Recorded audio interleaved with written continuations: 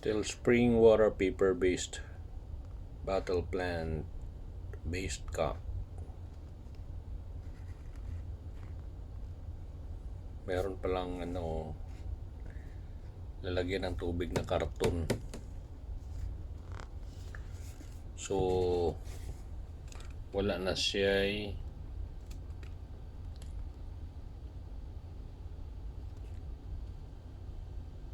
dili na siya harmful sa environment.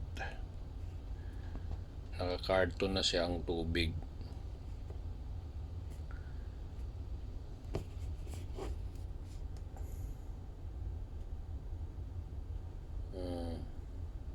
Cart on water, lighter on the planet. Still spring water.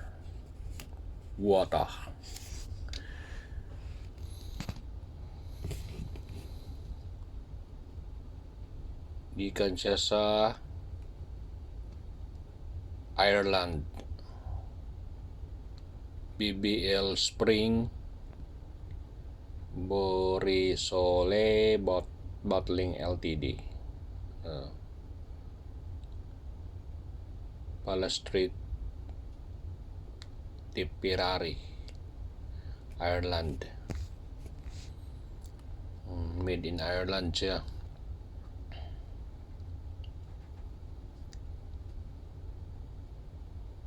So, bottled source for the Berry Company cart. Based before February 20, 2026. Dugay pa.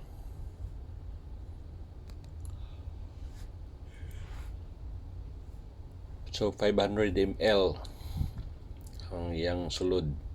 Yang content is calcium 36 mg, magnesium 22 mg, sodium 32, potassium 19, bicarbonate 300, chloride 15, sulfate 9, nitrate 1.0, pH 7.9. 7.9 ang pH. Medyo taas man. Ang required sa US is 7.8. Once open, keep refrigerated and consume within 3 days before sea. So, ang required gid sa is 7.8 lang ang pinakataas, pero ang hatag niya is 7.9. Dili naman maayo siya abot gid 7.9, pero closer lang siya sa 7.8 maximum sa required sa US pH sa public health.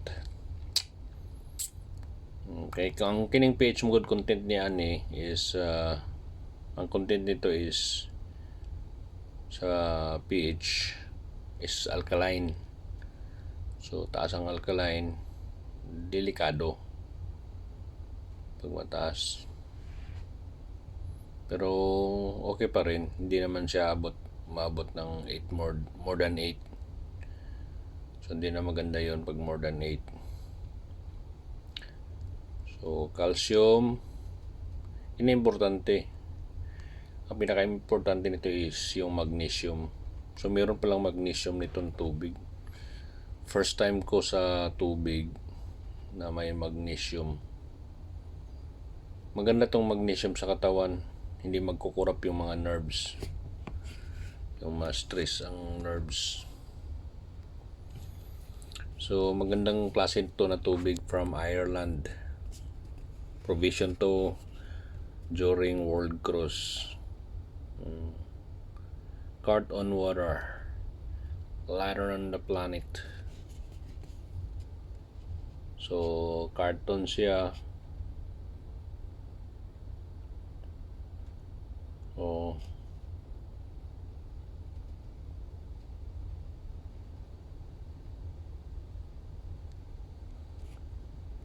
$100 recyclable to service it. So nindot tigay siya nga tubig. Ato siyang sulayan ang iyang pH kung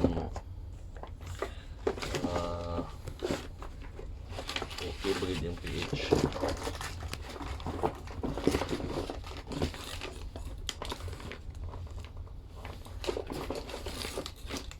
I-test na to yung pH. So, itong tester. pH tester. Butihan.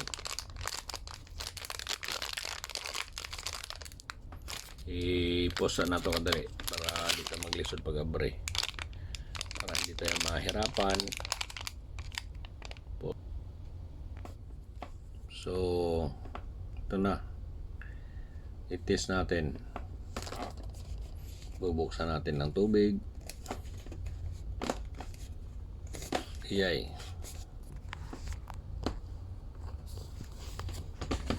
Wait a minute.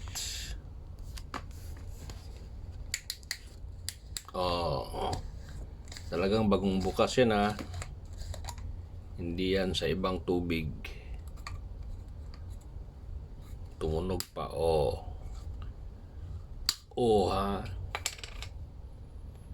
So ang ano niya, karton ang lalagyan. Ang butangan niya karton, pero ang cover niya is,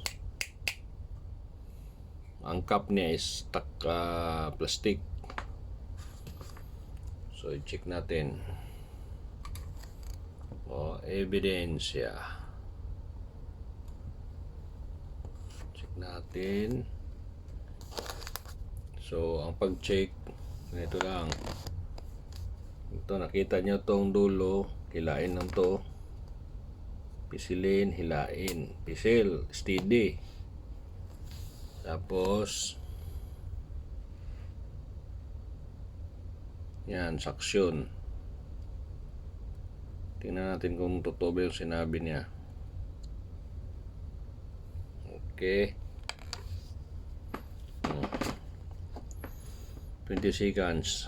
1, 2, 1003, 1004, 1005, 1006, 1007, 1008, 2009, 2010, 1, 1002, 1003, 1004, 1005, 1006, 1007, 1008, 2009, 1020.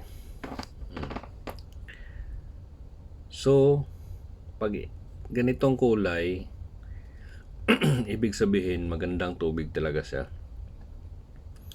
Sa tingin ko hindi siya naabot ng 7.9, 7.8 lang siya maximum. Hindi rin siya umabot ng 8.0.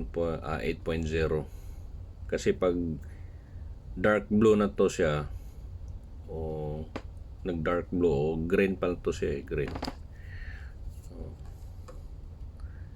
Gulay niya. Pag yellow siya, magkulay yellow siya, ibig sabihin less than 7.0. Less than 7.0. Ano na siya? Acidic siya na tubig. So ibig sabihin pag acidic, hindi maganda sa katawan. Yan ang anuhan nyo. Yan ang babantayan nyo. So hanapin nyo yung tubig. Bili kayo ng bili ng mga tubig. Di nyo alam ang content ng tubig. Hindi maganda sa katawan. Nagkakasakit kayo. Kahit ingat na ingat kayo sa inyong katawan, pero nagtaka na lang kayo na bigla kayo nagkasakit. Hindi naman kayo na umiinom. Bumagsak yung pH level sa katawan nyo. Yan ang delikado. So kailangan maintain ang pH level sa katawan. Hindi siya lalagpas ng 7.8. Hindi siya bababa ng, at hindi rin siya bababa ng 7.0. Maganda 7.3. Pag kulay dilaw, acidic na yan na tubig. Huwag kayong uminom doon. Yung mga tubig na yan, huwag nyong inumin pag acidic. So maganda siya.